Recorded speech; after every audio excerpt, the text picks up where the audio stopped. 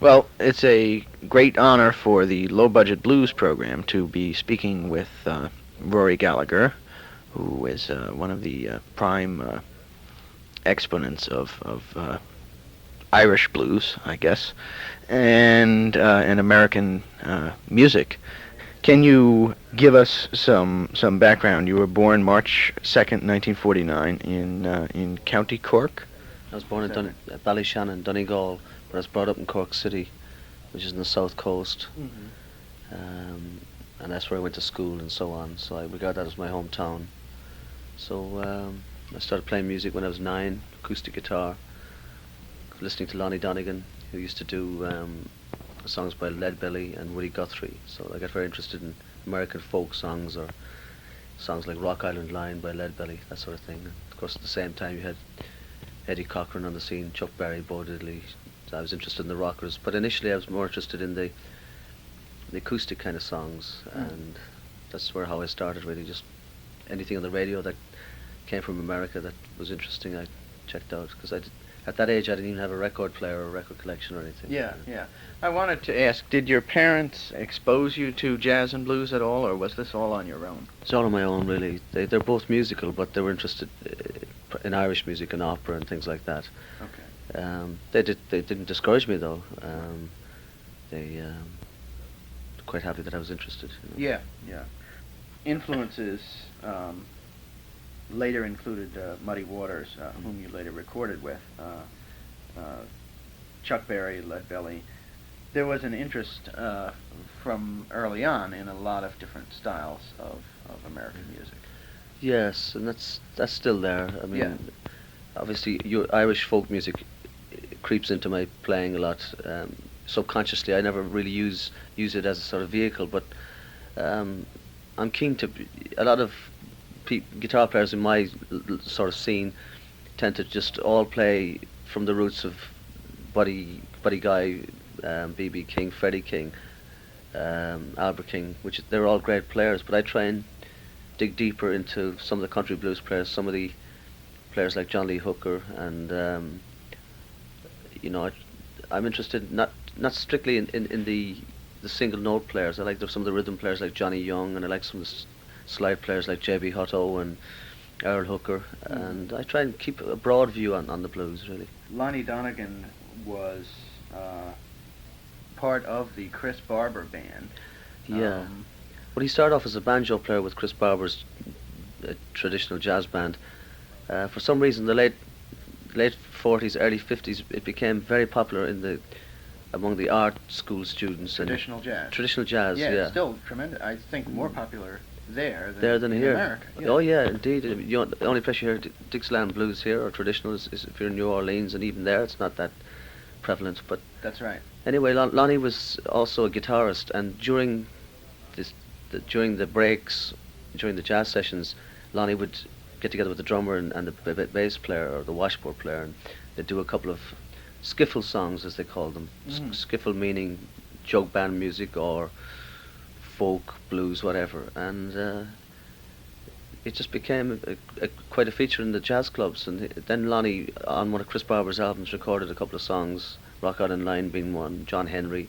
I can't remember the other titles, but they became quite a big hit. Yeah. And of course, he went out on his own then and had other kinds of hits with some songs like My Old Man's a Dustman and Does Your Chewing-Gum Lose Its Flavour. They were less important, but he was very important because a lot of guitar players, from John Lennon right across to Martin Carthy, right across to Clapton, they all were encouraged by Lonnie at the start because Davy Graham and Bert Jansch, they all heard that you could start on the acoustic, which wasn't too expensive, and get together with a T-chest bass and so on. It's at this stage it sounds a bit of a sort of a silly way to start, but it was.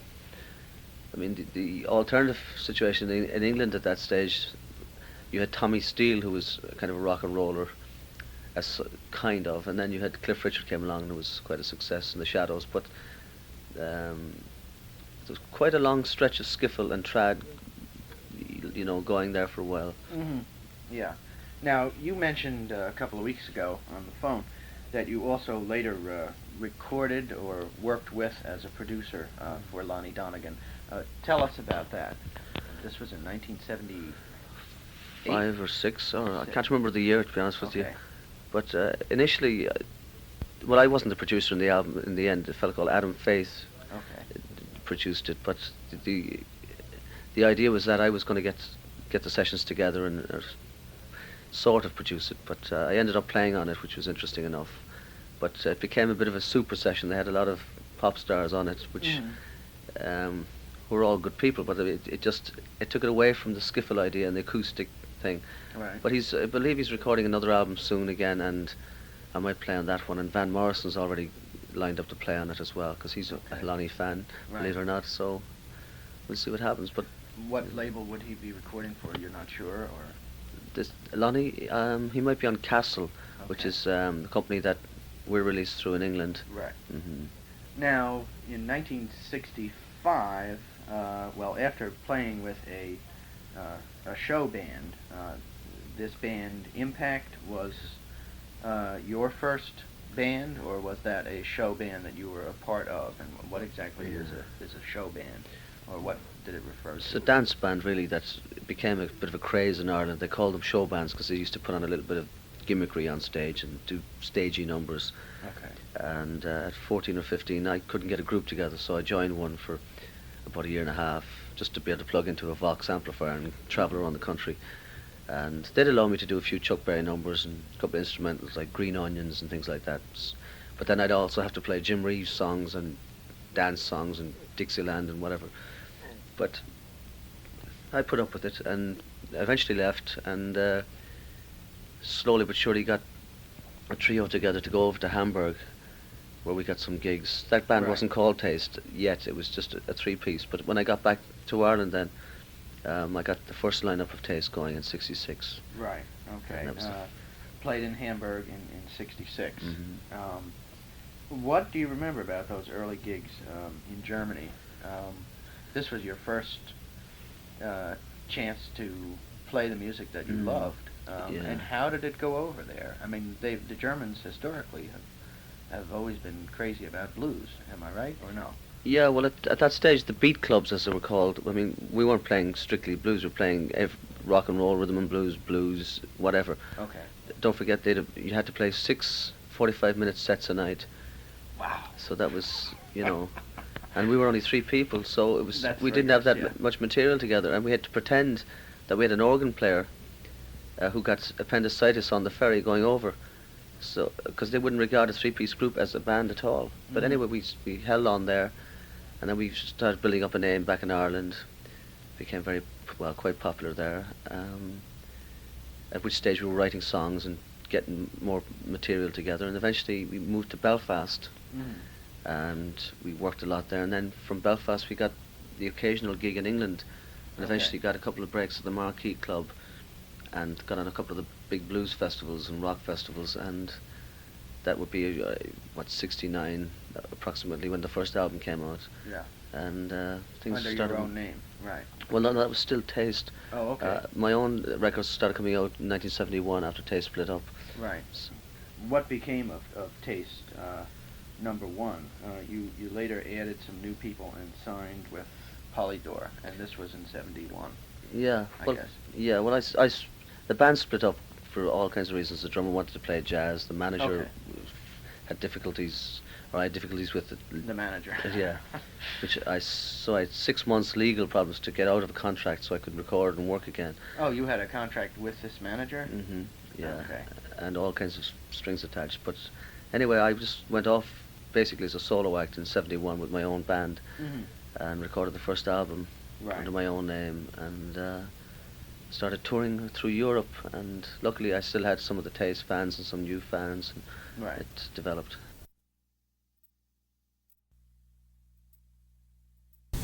The first two albums, Rory Gallagher and Deuce, were both recorded in '71. Is this? Yeah. The prolificness seems to have stayed with you over the years, because since '71, you've released 14 albums. 14 albums. Yeah. Um, Well,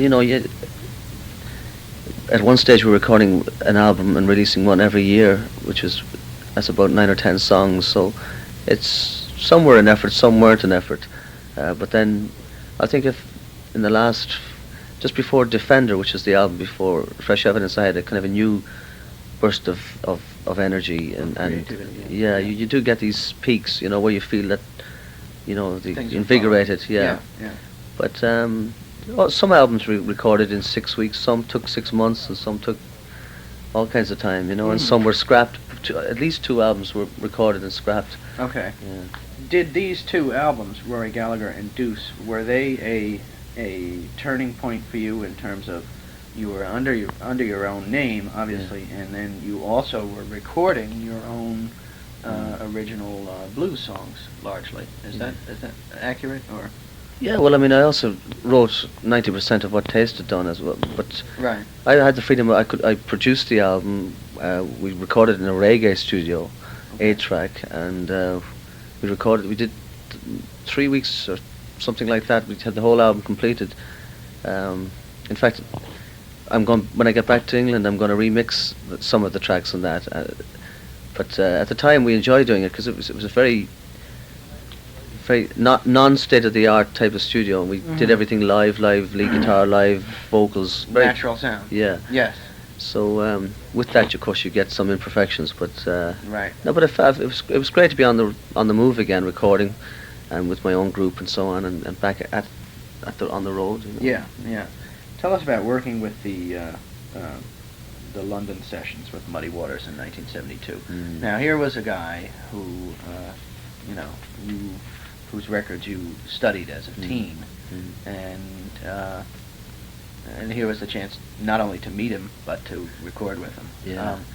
No, I'd seen Muddy Waters live at least twice before that, and so, but obviously I was nervous meeting him, but I found him very, I mean, he was like a big Buddha. I mean, he was, he knew what he wanted, and but he was very polite, and there was no problem at all. Yeah. I mean, anyone who's ever met him will tell you that. Yeah.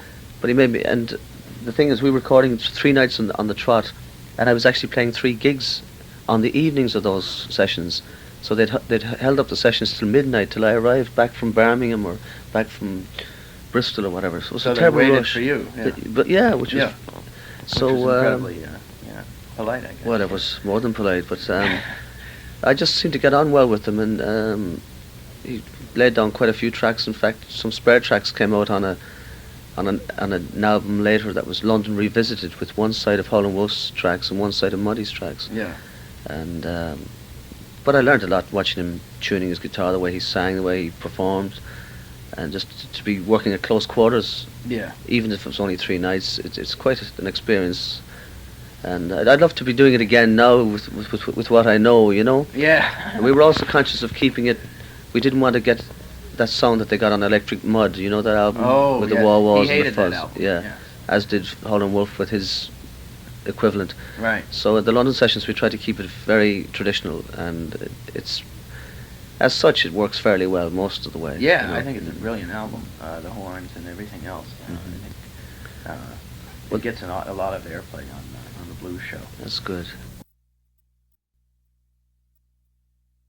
How was he in terms of working with in the studio? And what do you remember about that session? It was 3 nights, you said? 3 nights, days? I think. 3 Yeah. nights, Yeah. He was. I mean, I think what made it somewhat easy is that a lot of the songs that we did were all songs he'd recorded before, like "I'm Ready." He did "Going to the Outskirts of Town," which he hadn't recorded, and he had Steve Winwood on organ on that. Right. He recorded "Who's Gonna Be Your Sweet Man When I'm Gone," which I call "I Wonder Who," but anyway, I knew that song. So, and then "Young Fashioned Ways," I think. Young Fashioned Ways with and "Key to the Highway." Yes, he did that. He did that. Yeah, but so it wasn't. He wasn't doing brand new material, so it wasn't too difficult. But nevertheless, it was the hardest thing we found was to get the rhythms, the drums and bass in sync with Muddy's type of rhythm guitar, and then he had Sam Lawhorn there on guitar as well, and me to blend with him, so it would be you know, and we played kind of in a fairly confined fashion. It wasn't lead guitar all over the place. It was Right. a lot of rhythm guitar. Right. Letting, I guess, Muddy take the leads. Well, he didn't. He only played slide on 2 of the tracks, and but even when he was on some tracks, he didn't play guitar, but he had the guitar strapped on him, and he might just play a little bit of a riff or something. You know, the way he was. Yeah. And in terms of how his production ideas were, did he pretty much, was he following the advice of someone else, or did he have his own definite ideas of what kind of a sound he Well, it was wanted? loose. I mean, there were ideas coming from a fellow called Esmond Edwards, who was from Chess Records, and the English producer Ian Green, I think was his name. Okay. And of course, we did one new song, Blind Man Blues. Not that I remember. That's right. Yeah, but a couple of times Muddy would stop the song if he didn't like the way it was going, but a few suggestions were made by Steve Winwood as well, and Georgie Fame, who was playing piano. But there wasn't, with a lot of these types of sessions, there's not that much verbal communication. A lot of it's just stop and start again. Right. Can you pick that up, or can you try it in a different key? That kind of thing. Can you tell us about your first impressions of the U.S. in 1971? That was your first U.S. tour, is that accurate? 69, I was out touring with Taste, a support band for Blind Faith, which was So Clapton you were and here in Winwood. '69? Yeah. Okay. I'm using the, I guess the, well, no, you had said between 71 and 81 you'd done 25 U.S. tours, Well, I was in my own name, yeah, but Yeah. I had done one before that. Okay. I want to include that. So, what were some of the more memorable concerts from that first year in '69 with Taste? Well, the first one was we didn't play the Madison Square Garden with them, but it was scary when I'd never seen a crowd like that, and there was a fair bit of, a lot of the fans were getting out of control, and there was a fair bit of bouncers and police beating people up and things, which was very boy. scary. Yeah, And then we knew we were our first gig was in Philadelphia at the Spectrum, and it had a revolving stage. So as we played, the stage was going round like Beatles fashion. So between that and jet lag, I tell you, it was serious. But we went down well, and then we went to Baltimore and Boston and played an open air in Boston, and Janis Joplin showed up and was at the gig. Yeah. But obviously, first time in America was quite, because Europe is visually very American now in lots of ways, but then it was quite different, and things like all night television were different, all night food, all kinds of availability of certain instruments and records, and it was quite good. But it was, as usual, it was so hectic that you couldn't really absorb everything. I know. That sounds like my last trip to London. Yeah. Between '85 and '91, for what labels have you been recording in England? Was it strictly this Castle Records? No, I did one album for Demon Records. Okay. That was the album Defender. Okay. Even though it also had the Capo label identity, which we will continue to have, just to have a kind of a uniformity around the world with all the releases. Okay. Things were on so many labels. Yeah. Who is the Capo label? Fresh Evidence, Defender.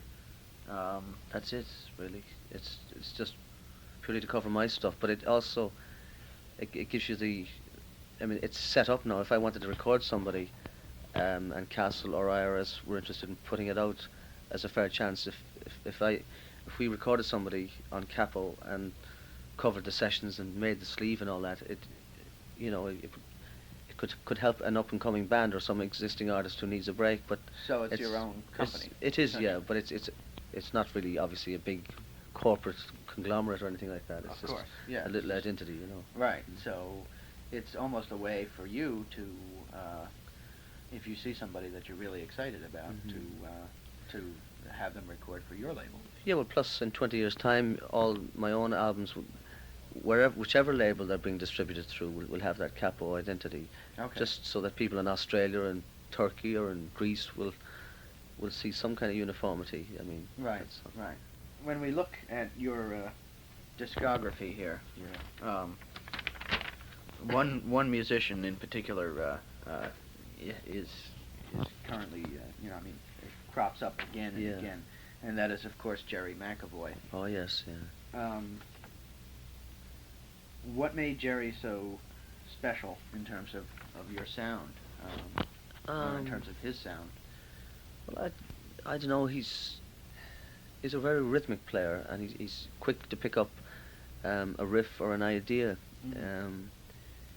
He doesn't play sort of bass like say Jack Bruce or play bass like Bill Wyman. Motown or Wyman. He plays particularly for a three-piece band. He can spread himself around a lot. You need a lot of maneuvering, even though he's tightened up his style a lot in the last couple of years.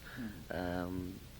And he's quite a good knowledge of if I say, do you remember that record, such and such a thing? Oh, he said the riff goes like so and so. He can remember the riff, Right. and it's a lot of says a lot of chatting. You get a bit of ESP going. So the same with the drummer. I mean, they're both Belfast people, as strangely enough, And as you're were from Taste. Southern, are you? Anyway, So anyway, Jerry, the drummer and the bass player are from Belfast. yeah, and it's as it happened, they both worked together when they were teenagers. Mhm. So luckily, you had that glue already. They knew each other, and after Ted McKenna left, he came in, and it was came together fairly quickly.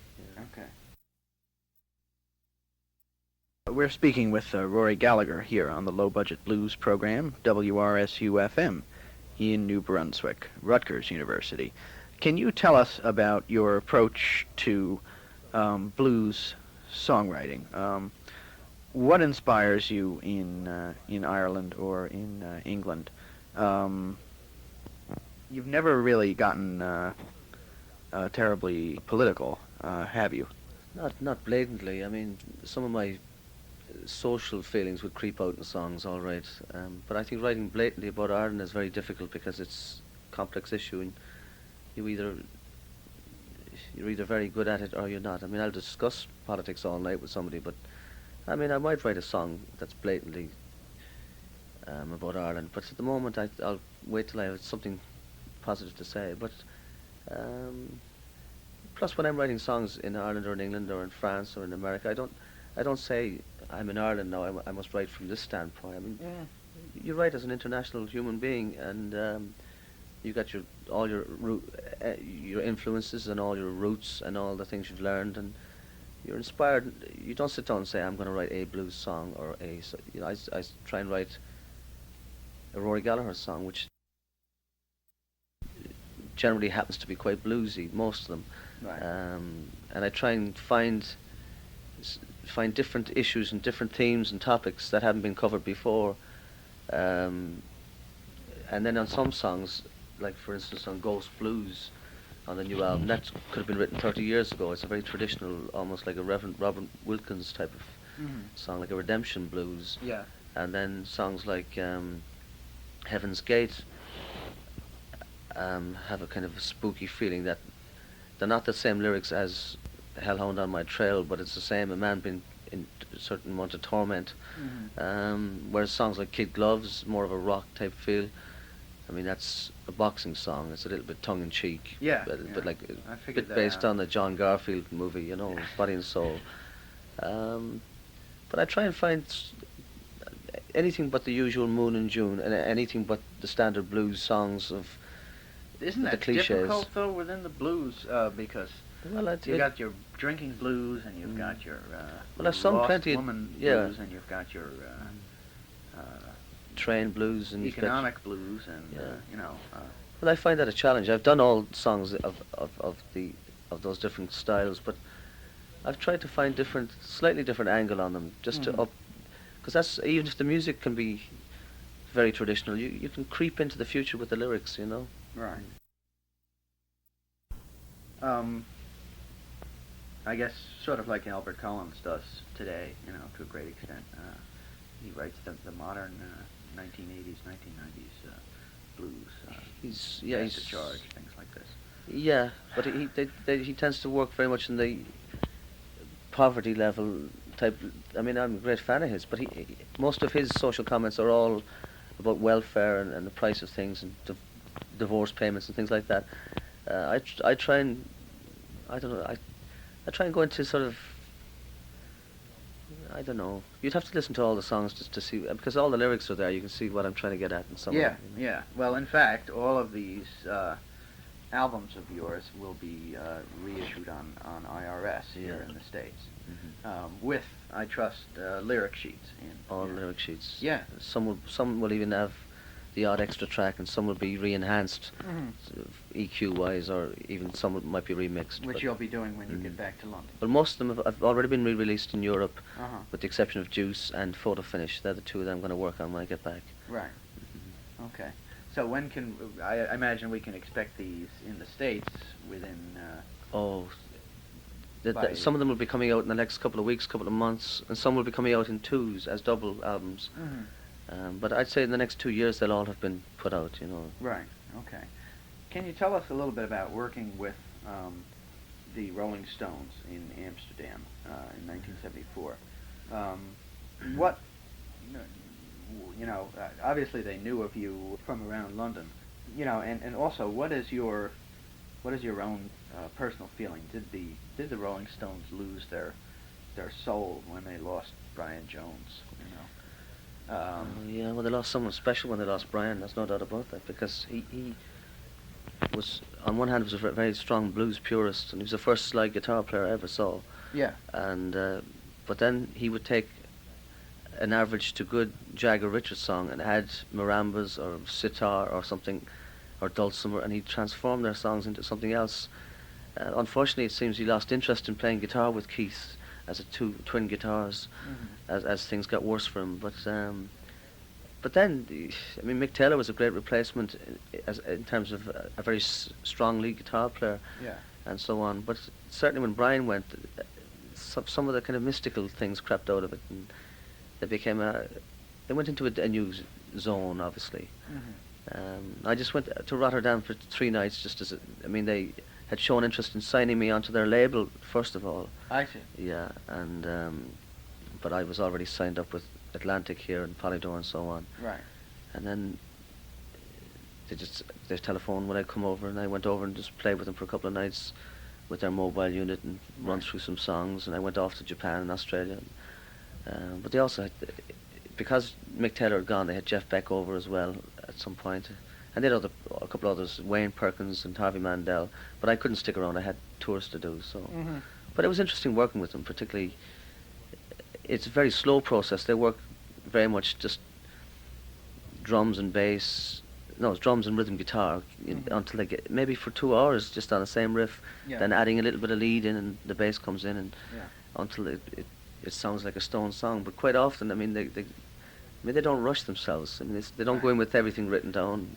Yeah. What I saw anyway. Yeah. Well, I guess by that point they had, the financial considerations were not were not No, an they're their issue. own. The mobile unit was their own property, and Yeah. the place they were recording was. They could take their time recording. Yeah. Well, it was a big orchestra rehearsal room they used Yeah. next to where the symphony orchestra was. It was Oh. peculiar, and I think they got that for a very good deal, I'm sure, because they were very. We've all heard about the mid and late '60s blues scene around London, Yeah. but not so much from a musician's perspective, except for my friend Dave Peabody. What were those days like? The mid '60s London club scene. Where could you play? And you played all over the place in Yeah. those days. Well, let me see. The Marquee was one of the main places, and I mean, on a good night, you could see the Yardbirds supported by some other important group. I mean, I remember I saw Spencer Davis group there. I saw the Who there, Yeah. and then the other clubs you could play the Ricky Tick. You could play. Let me see. The 100 Club in Oxford Street. You could play. Where was it? Down in Richmond. There was a tennis club there or something that was the Yardbirds used to play in. There was the Manor House. There was the list goes on Yeah, forever. And yeah. lots of college gigs as well, and lots of pubs. Right. the black line, the green this, Right. all, it's too many to remember really. And all of these people very much into American blues. Most of them, Yeah. also a lot of bands into soul music, and of Uh-huh. course there was a thriving folk scene.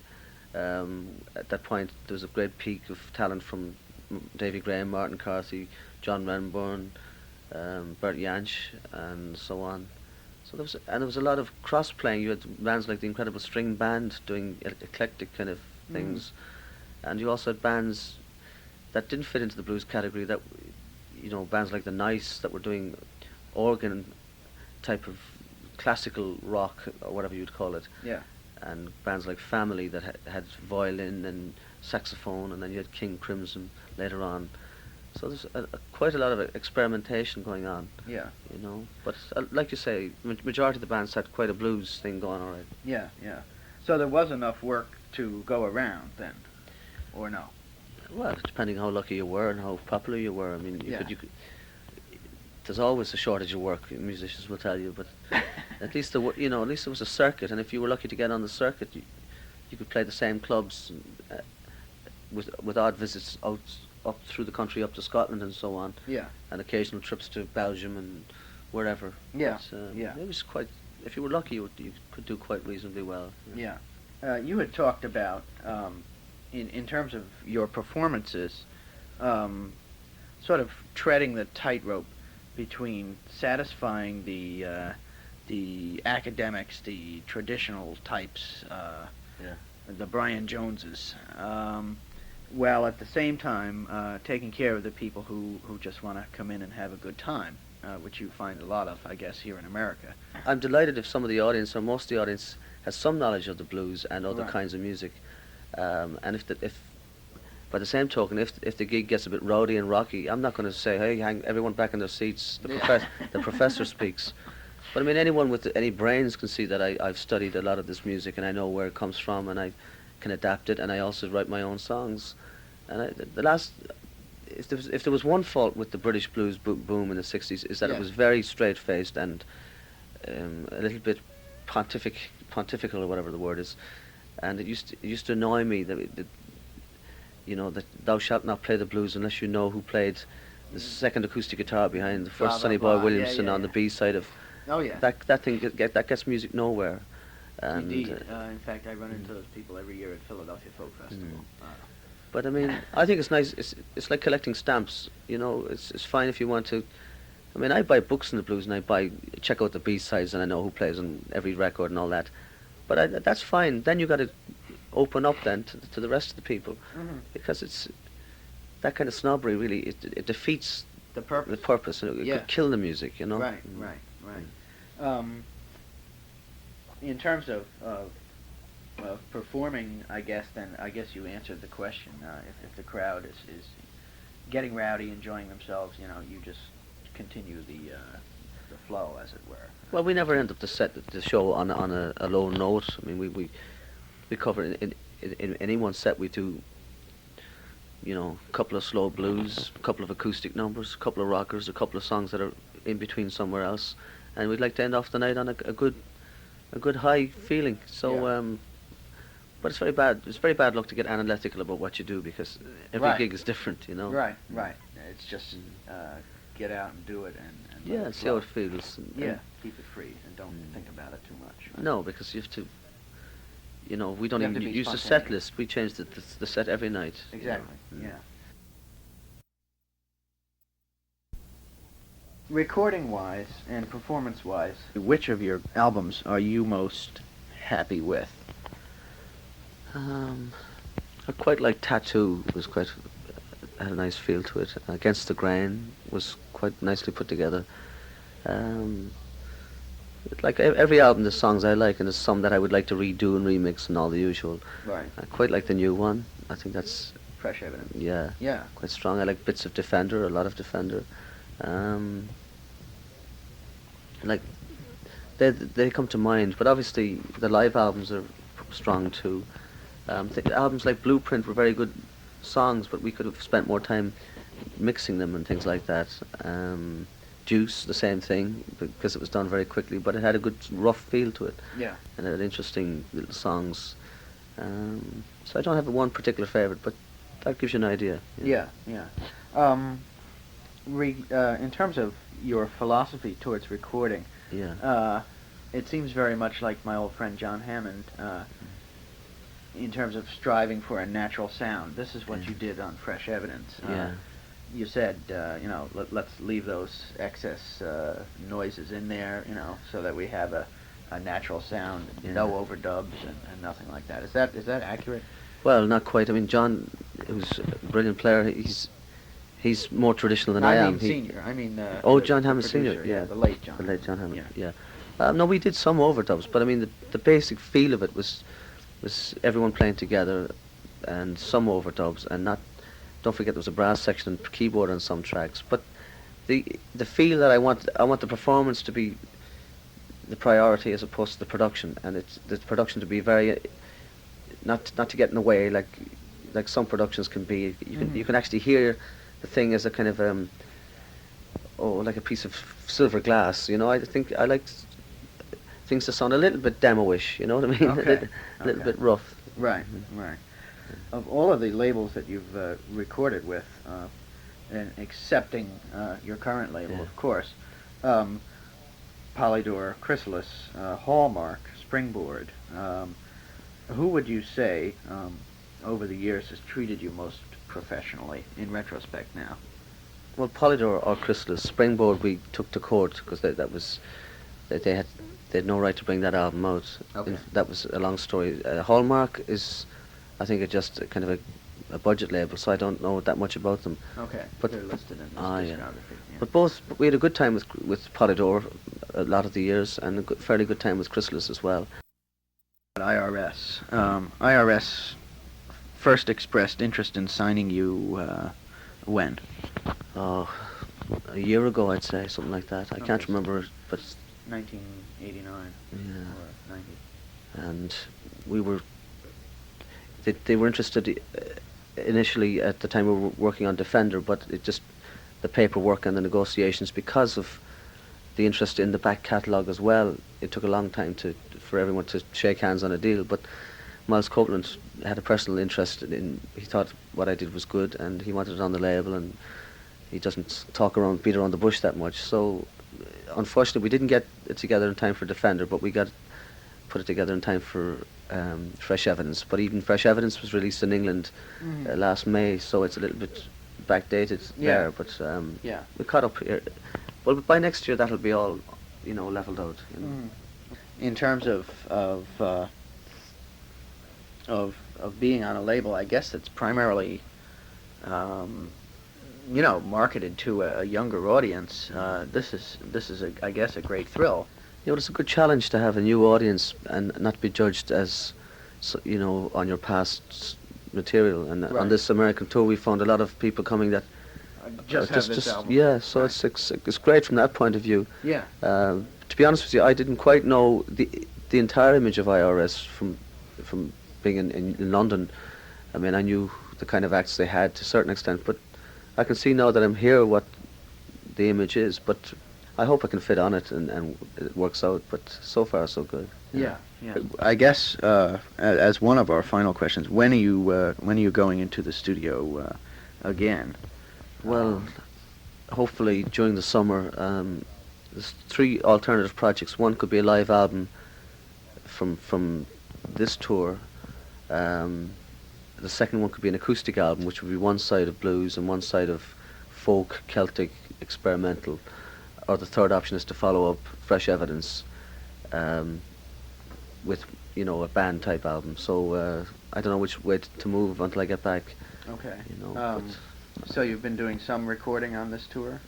we recorded a few nights, yeah, we did. And we recorded some nights in London before we left. I see. And Where? At the Town and Country Club. Okay. Yeah. So I think it's a good time for a live album, because the last one we had was Stage Struck, which was about, I don't know how many years ago, but we tend to, every 4 studio albums we tend to do it 6 Okay. years, yeah. So that's a possibility. It depends. The good thing is I'm writing a lot in the hotels now. For a long time there, I found I could only write at home, and because when I'm on tour I'm worrying about the show that night. Mm-hmm.